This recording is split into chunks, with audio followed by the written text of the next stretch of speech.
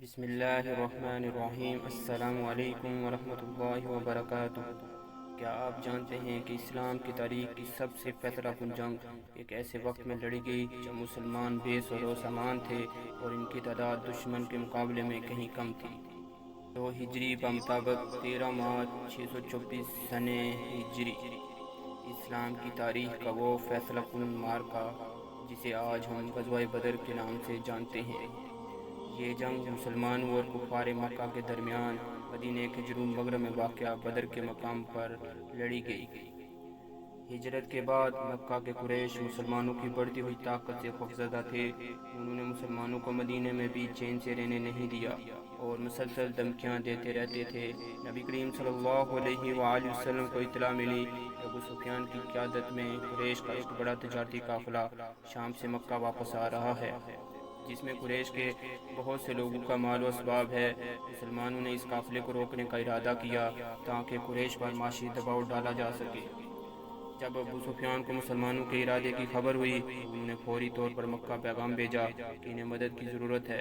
اس پر مکہ کے سردار جوش میں آ گئے اور ایک بڑا لشکر لے کر مسلمانوں سے مقابلے کے لیے نکلے۔ اس لشکر میں تقریباً 1000 جنگجو گھوڑے اور اونٹ شامل تھے۔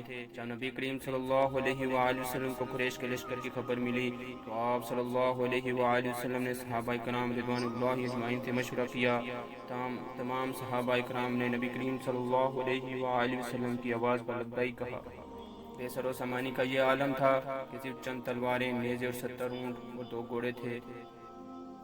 ان کے مقابلے میں قریش کے پاس بہت ساز و سامان موجود تھا۔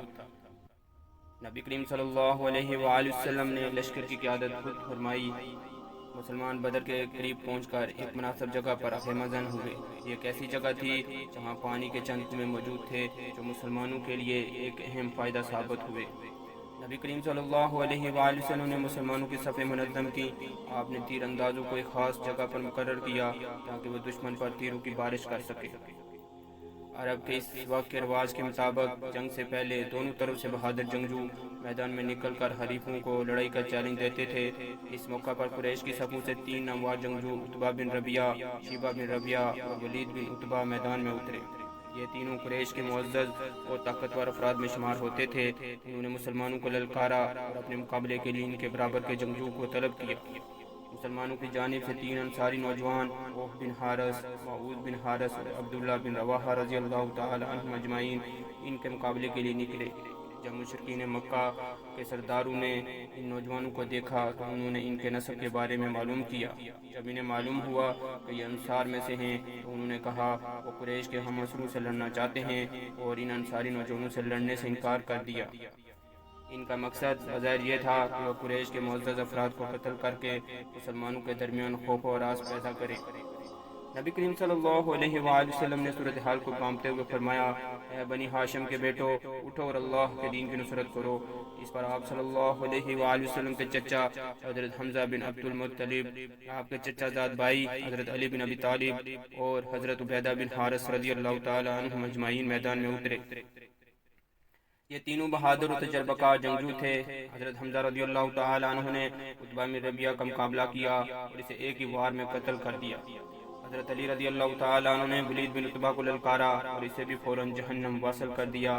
حضرت عبیدہ بن حارث رضی اللہ تعالی عنہ کا مقابلہ شیبہ بن ربیعہ سے ہوا۔ دونوں نے ایک دوسرے پر وار کیے اور زخمی ہوئے۔ حضرت حمزہ اور حضرت علی رضی اللہ تعالی عنہ نے فوراً شیبہ پر حملہ کر کے اسے بھی قتل کر دیا اور اپنے ساتھی حضرت عبیدہ رضی اللہ تعالی عنہ کو میدان سے اٹھا لائے، جو بعد میں زخموں کی تاب نہ لاتے ہوئے شہید ہو گئے۔ یہ مبارزات مسلمانوں کے لیے فتح کی پہلی نوید ثابت ہوئیں۔ قریش کے 3 اہم سرداروں کا مارا جانا ان کے حوصلے پست کر گیا اور مسلمانوں کے حوصلے بلند ہو گئے۔ اس کے بعد باقاعدہ جنگ شروع ہوئی۔ اس کے بعد دونوں فوجیں آپس میں لڑ گئیں۔ مسلمانوں نے اپنی ایمانی قوت اور نبی کریم صلی اللہ علیہ وآلہ وسلم کی قیادت میں زبردست بہادری کا مظاہرہ کیا۔ روایات میں آتا ہے کہ اللہ تعالیٰ نے مسلمانوں کی مدد بھی فرمائی کہ فرشتے آسمان سے نازل فرمائے جنہوں نے چن چن کر کفار کے جنگجوؤں کو قتل کیا۔ اللہ تعالیٰ نے مسلمانوں کو قریش پر واضح فتح عطا فرمائی۔ قریش کے 70 بڑے سردار مارے گئے اور 70 قیدی بنا لیے گئے۔ اس فتح سے مسلمانوں کا حوصلہ بہت بلند ہوا اور ان کی طاقت اور اثر و رسوخ میں اضافہ ہوا۔ قریش کو اس جنگ میں بڑا نقصان اٹھانا پڑا، جس سے ان کی طاقت کمزور ہوئی اور مسلمانوں کے خلاف ان کی سازشوں کو دھچکا لگا۔ غزوہ بدر نے اسلام کی ترویج میں اہم کردار ادا کیا۔ اس فتح کے بعد بہت سے لوگوں نے اسلام قبول کرنا شروع کر دیا۔ نبی کریم صلی اللہ علیہ وآلہ وسلم نے قیدیوں کے ساتھ اس نے سلوک کرنے کا حکم دیا۔ جو قیدی لکھنا پڑھنا جانتے تھے انہیں 10 مسلمانوں کو لکھنا پڑھنا سکھانے کے بدلے میں آزاد کر دیا گیا۔ غزوہ بدر میں مسلمانوں کی فتح ان کا ایمانی قوت، اللہ پر توکل اور نبی کریم صلی اللہ علیہ وسلم کی قیادت کا نتیجہ تھی۔ مسلمانوں کا یہ ایمان تھا کہ اللہ تعالیٰ ان کی مدد فرما رہا ہے اور یہی ان کے حوصلے بلند رکھتا تھا۔ غزوہ بدر میں ایک جنگ ہی نہیں بلکہ حق اور باطل کے درمیان ایک فیصلہ کن معرکہ تھا جس نے اسلام کی تاریخ کا رخ بدل دیا۔ اس جنگ میں مسلمانوں کو جو فتح نصیب ہوئی وہ رہتی دنیا تک ان کے لیے ایک مثال اور سبق ہے۔ وعلیکم السلام ورحمۃ اللہ وبرکاتہ۔